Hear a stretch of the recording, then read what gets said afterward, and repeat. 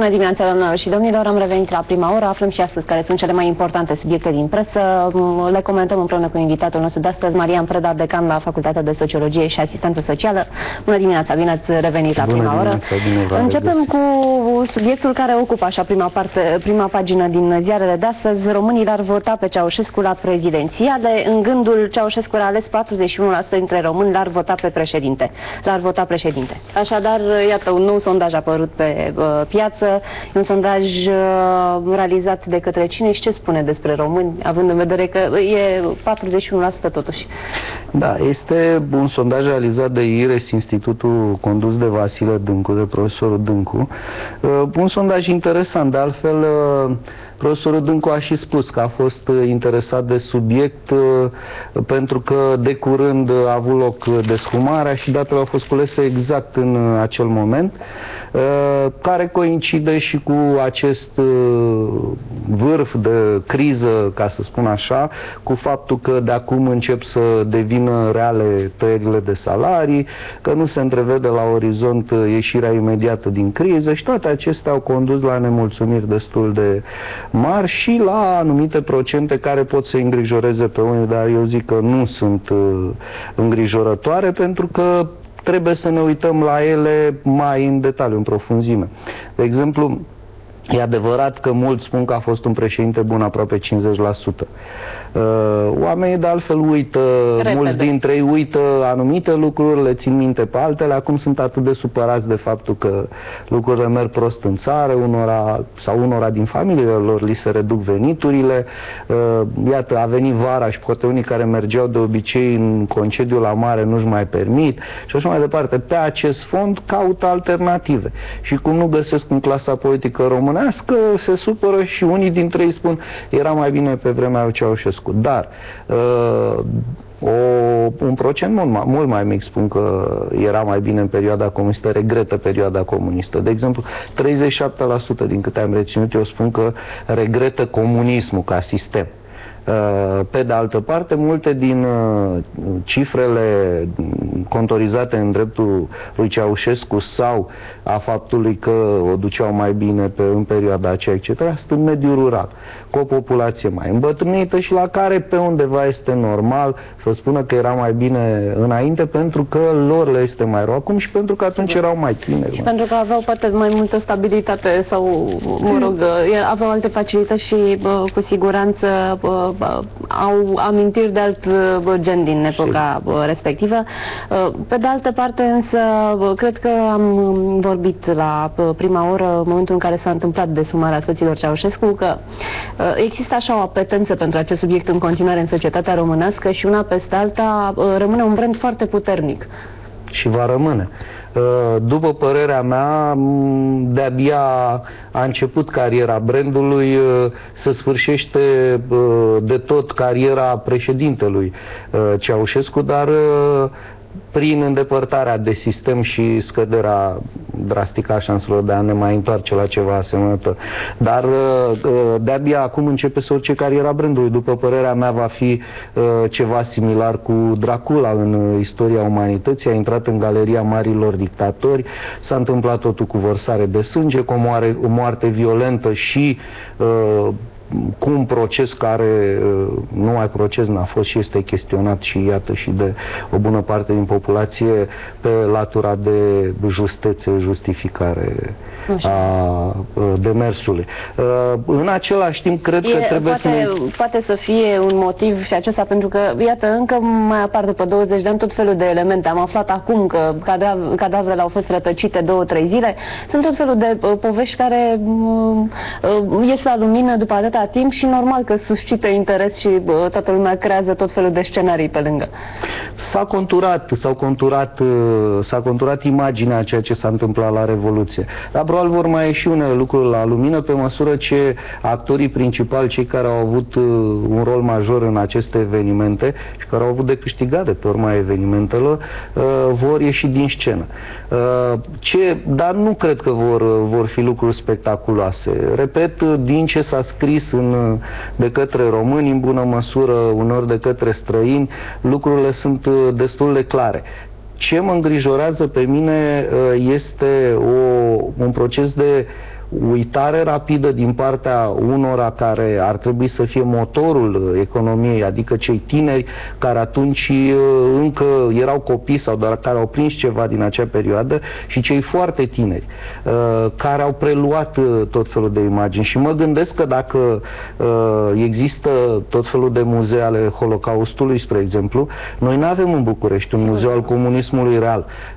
Puțină lume merge la Sighet, spre exemplu, să viziteze memorialul și să vadă câte orori a produs sistemul comunist, și nu spun Ceaușescu neapărat, deși a fost un element important din această perioadă tristă a istoriei României. Și atunci eu cred că ar trebui guvernanții să se gândească dacă nu e nevoie de un adevărat muzeu al comunismului într-o latură din clădirea aceea a Parlamentului, care oricum este insuficient valorificată și oricum consumă prea mult curent, dacă ar fi să... Și consumă, poate mai scot din bani. În felul acesta. Da, apropo de asta, avem o cunoștință de familie cu un copil de 16-17 ani care a văzut amintiri din epoca de aur, da? A urmărit filmul, iar concluzia la final de film a fost, citesc, da, să-mi scuzați limbajul, a fost mișto pe vremea lui Ceaușescu.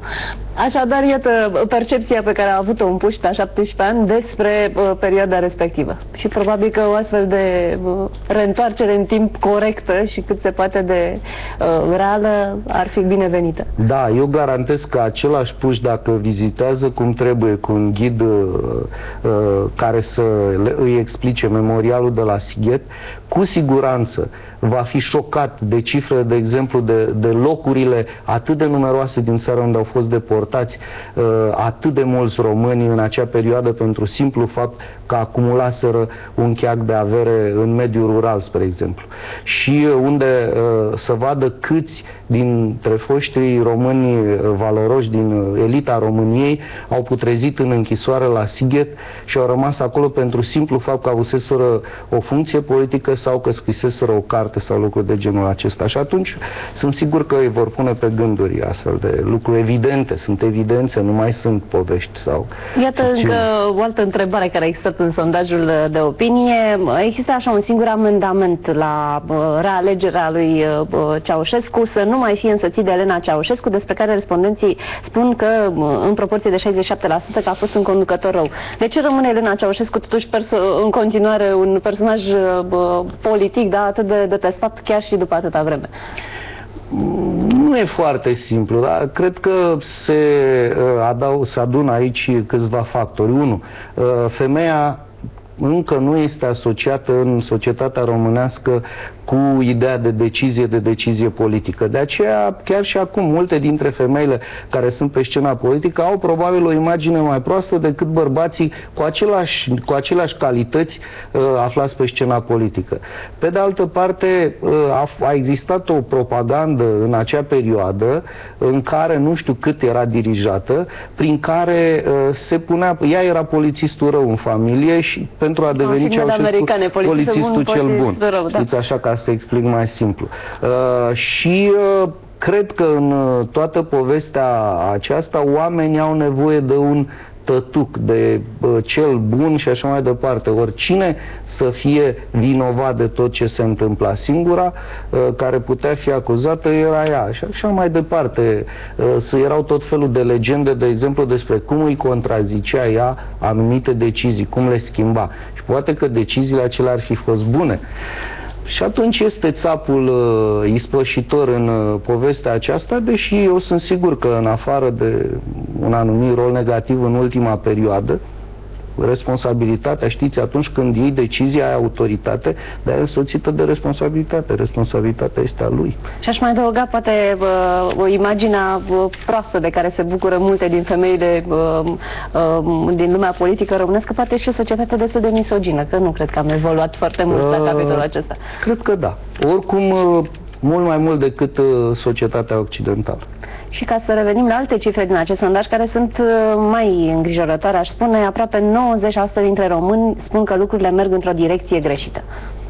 Ăsta e un procent zdrobitor. Nu mai există niciun fel de îndoială asupra acestui procent. Sigur, sunt cele mai proaste cifre cu referire la calitatea instituțiilor politice, clasei politice și așa mai departe. Deci este evident că lucrurile merg prost pentru că suntem după un an și jumătate de criză, suntem în fața unor, încă nu s-au simțit cu adevărat schimbările în bugetele populației, schimbările negative și nu se întrevede luminița de la capătul tunelului. Deci, pe undeva sunt justificate, deși, după părerea mea, este un anumit tip de panică, de inerție, care exagerează situația. Nu suntem totuși în situația Greciei. Asta nu înseamnă că nu poate fi în situația la fel de rău. nu? Da. Ok, alt procent interesant din acest sondaj, aproape 80% dintre absolvenții de liceu își văd viitorul în emigrație, undeva departe de locul în care sunt acum. Acestea sunt cifre mult mai grave, îngrijorătoare cu adevărat. E adevărat că o parte dintre ei între timp se vor răzgândi, dar fluxul acesta migratoriu între tineri este enorm și într-adevăr este o mare problemă cu reprezentările pe care tinerii, cei foarte tineri le au despre România. Ele sunt bazate pe două lucruri. Pe critica, după părerea mea, exagerată privind societatea românească, privind clasa politică și așa mai departe, care trece dincolo de realitatea tristă, pentru că realitatea e tristă. Pe de altă parte, cred că se datorează experiențelor negative pe care le-au avut cei din jurul lor. Adică noi avem o generație mare, născută după 67 până la Revoluție, care a trecut numai prin experiențe negative. Rău la școală, mulți într-o clasă, fără locuri de muncă, fără locuințe, pentru că nu mai puteau să-și cumpere locuințe, ele se vânduseră celor care le dețineau în 89 și după aceea s-au construit greu și scump. Mulți a trebuit să migreze, mulți dintre tinerii aceștia au chiar ei, părinții sau rude apropiate, la muncă în străinătate. Ca urmare din tot acest amalgam, ce văd ei? Soluția nu este în interior, soluția este afară. Asta se suprapune peste o propagandă, o promovare foarte bună pe care și-o fac liceele, universitățile, facultățile din străinătate în centrele universitare de elită. Sunt din ce în ce mai prezenți, fac târguri de educație pentru universitățile de afară. Copiii au văzut modele, liderii de an din fiecare liceu important primesc oferte sau își caută și găsesc oferte de bursă la universități din străinătate și atunci asta își găsesc și ei. Sigur că da, și preferă să aleagă acest drum. Da, societatea românească, din păcate, nu are liderii care să-i ofere niște perspective. Oamenii trebuie să creadă în ceva pentru a merge mai departe. Și la noi nu se mai arată nimic. Sigur, e vorba și de conjunctură.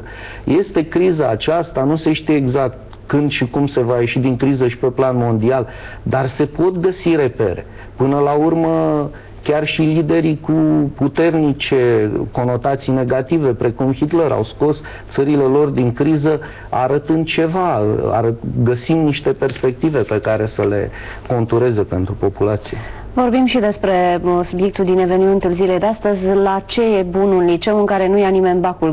Grupul școlar Timpuri a terminat sesiunea de bacalaureat cu 0% promovabilitate. Poveștile elevilor despre atmosfera din școală sunt edificatoare. Am avut destule licee în țară în care nimeni nu a luat bacul. Asta mi se pare deja destul de grav. Iar întrebarea celor din evenimentul zilei cred că e foarte plauzibilă. Da? E foarte bună. Răspunsul este de asemenea evident la a-și lua profesorii de acolo salariile. Acestea sunt instituții ținute artificial în viață pentru ca profesorii de acolo să-și ia salariile. Spun asta cu toată răspunderea.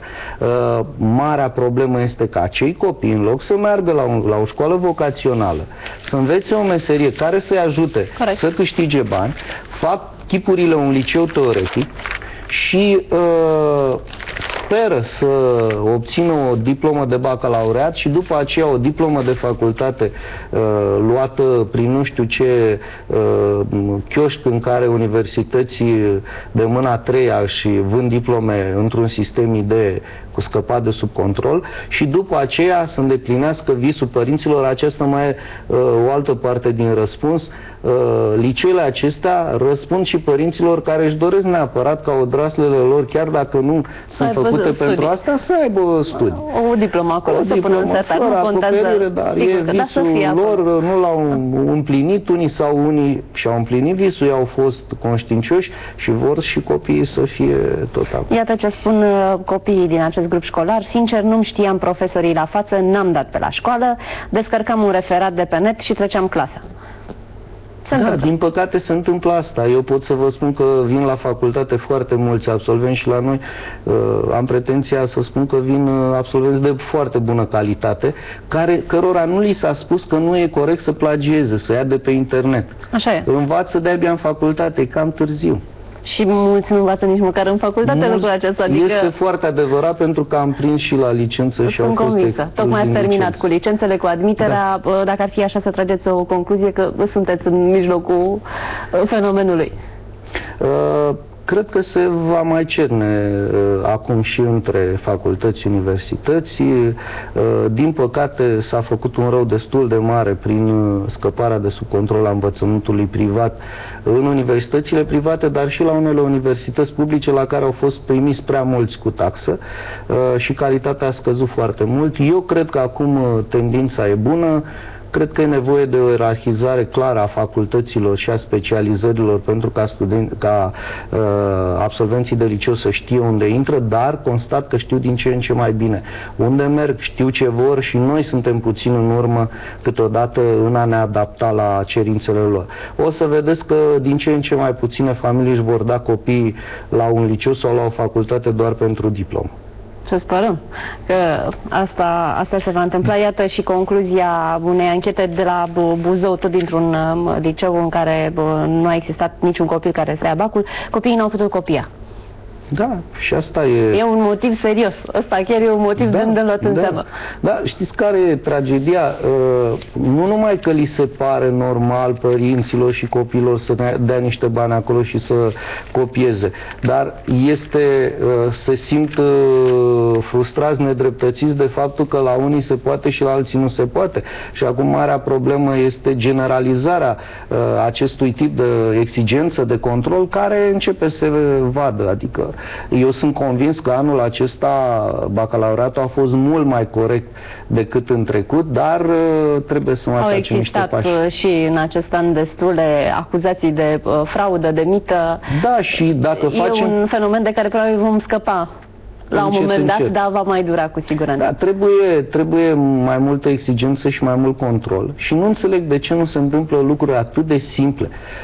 Camere de supraveghere în săli ar putea să rezolve această problemă a copiatului și să se știe supravegheați și profesorii, adică supraveghetorii, pentru că dacă ei n-au supervizori, pot să facă orice. Și eu am făcut, să știți, un calcul, n-ar fi deloc scumpe, se iau multe licee de altfel au sisteme de supraveghere.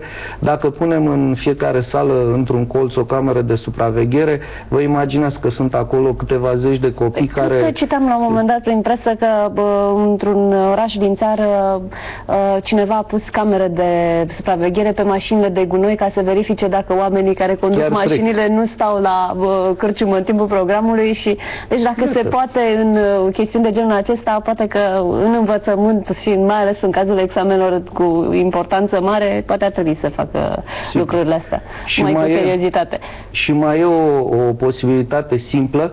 Statistic este imposibil ca într-un județ să ai 90 și ceva, cred că 97 a avut județul probabilitatea cea mai mare și în altul asemănător ca nivel de dezvoltare, ce doriți să ai 50% probabilitate. Sau într-un județ de la un an la altul să ai diferențe foarte mari de probabilitate. Deci asta se explică doar... Analizez statistic de ce într-un liceu anul trecut au trecut 50% și anul ăsta 0. și sigur acolo s-au întâmplat niște lucruri, le cercetezi și mai dai afară niște supraveghetori. Alte subiecte din presa de astăzi, din păcate, iată, cod galben de inundații pe râuri din 21 de județe din nordul și centrul țării până în această seară, așadar revin inundații, de data aceasta în partea de vest a țării. Am avut o perioadă în care n-a fost foarte ușor pentru cei din Moldova. Da, ne confruntăm cu acest fenomen în fiecare an. În fiecare an avem aceleași discuții vis-a-vis de subiect, despre autorități care sunt depășite, despre oameni care muncesc sau nu muncesc, despre oameni care își construiesc case în zone neautorizate. E așa un cerc vicios din care se pare că nu ieșim foarte ușor. Da, știți cum se zice, o nenorocire nu vine niciodată singură, sau la omul sărac nici boi nu trag. Problema este că s-au strâns toate și tocmai în perioade din acestea grele, criză, schimbări climatice, inclusiv inundații, se vede cine a fost pregătit, ce sistem, pentru că la asta mă refer.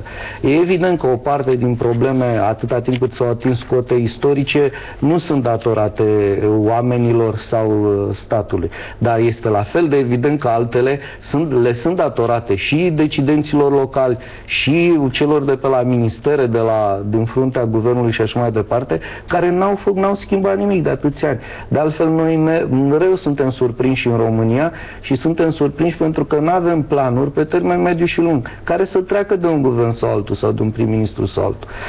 Nu se pregătește nimic pe termen lung și se vede. Vorbeam zilele trecute, foarte multă lume critică și aduce aminte de Comitetul de Stat al Planificării, de celebrul CSP. Și sigur era rău, dar asta nu înseamnă că tot ce înseamnă planificare e rău. Din păcate în România nu se face planificare pe termen mediu și lung.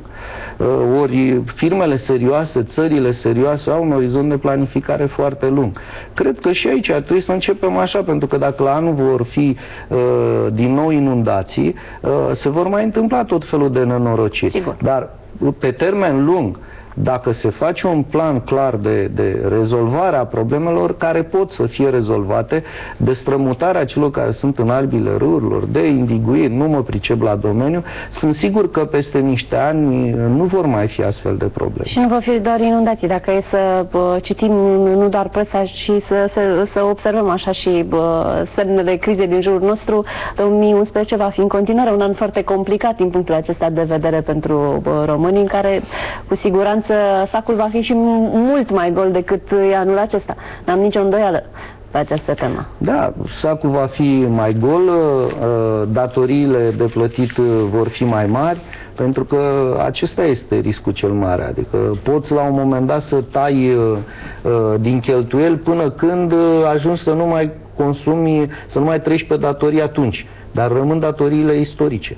Rămâne datoria publică și serviciul, adică plata dobânzilor și a ratelor scadente, și asta apasă greu într-un buget care ar trebui să aibă grijă acum de cei care sunt victimele crizei. Nu va fi simplu. Iată, Elena Udrea prezintă brandul turistic, articol din Gândul, străinii invitați să redescopere natura în România. Brandul de turism al României urmează să fie prezentat joi la Shanghai, când este și Ziua României din cadrul Expoziției Mondiale 2010, organizată în orașul chinez. Brandul turistic este axat pe redescoperirea naturii. Au fost 1.000.000 de discuții pe tema acestui brand de țară. Iată, va fi promovat în cele din urmă, iar punctul de plecare este aici la Shanghai. Va ajuta logo-ul, sloganul, ca în sfârșit turismul să înceapă să funcționeze în România. Că toată lumea spune, avem o țară frumoasă, dar păcat că e locuită, că asta e... Știi ce sunt? Probabil acestea sunt activități, acțiuni uzuale ale Ministerului Turismului. Nu vreau să mă refer la această acțiune în mod specific, dar ce vreau să spun este că descoperirea naturii sau redescoperirea naturii merge până la un punct. Un grup de colegi au fost la un training în Poiana Brașov de curând și mi-au spus că e goală. De ce? Pentru că nu mai merg oameni acolo, pentru că nu poți să faci nimic altceva decât să stai în hotel, să vezi ce emisiuni plicticoase mai sunt la televizor și să te plimbi. Dacă nu facem și altceva decât să redescoperim natura, probabil o să se plictisească turiștii să meargă la toaletă în mijlocul naturii, știți? Deci trebuie să le oferi și altceva. Oamenii au evoluat, cei care au bani nu sunt neapărat din categoria tineri care merg cu cortul în spate și care vor să descopere natura. Cu siguranță că nu. Și totuși, iată, dacă e să ne uităm după ultimele cifre din ultimele 2 weekenduri, la mare am avut așa peste 100.000 de turiști, 150.000 de turiști. Sigur că intrăm în discuția drumuri și autostrăzi și nebunia generală, că devine așa un chin să-ți mai dorești să pleci undeva în weekend de acasă. Da, astea sunt probleme care ne-am obișnuit, apropo de reîntoarcerea la natură. Unde să meargă într-un weekend? La bulgari, dacă au un weekend și s-au hotărât că au foarte puțin bani pe care vor să-i dea pe chestiune. Așadar ne reîntoarcem la natură, dacă tot e vară. Vă mulțumesc tare mult că ați venit să citim presa împreună. Ne vedem mâine de la 7:30, o zi cât mai bună. La revedere!